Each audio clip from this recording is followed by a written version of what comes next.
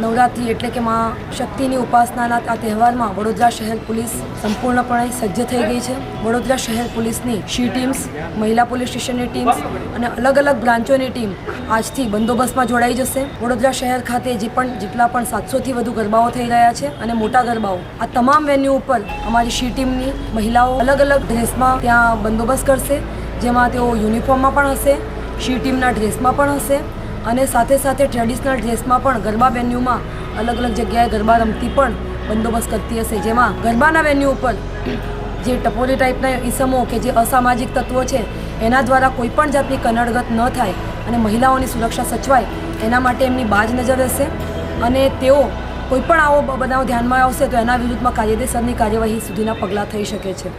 તમામ ગરબામાં જે જનારું યુથ છે એ ધ્યાન રાખે કે અમારી શી ટીમની બહેનો ત્યાં સતત હાજર હશે। એ યુનિફોર્મમાં પણ હોઈ શકે, એ શી ટીમના ડ્રેસમાં પણ હોઈ શકે, કાં તો એ ટ્રેડિશનલમાં પણ હોઈ શકે।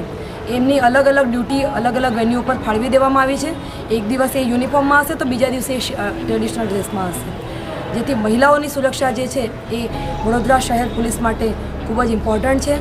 તો આ ટાઈમે પેટ્રોલિંગની પણ વ્યવસ્થા કરવામાં આવી છે અને કોઈને પણ અમારી શી ટીમની મદદની જરૂરિયાત હોય તો તેઓ 112 પર ફોન કરીને અમારી મદદ મેળવી શકશે।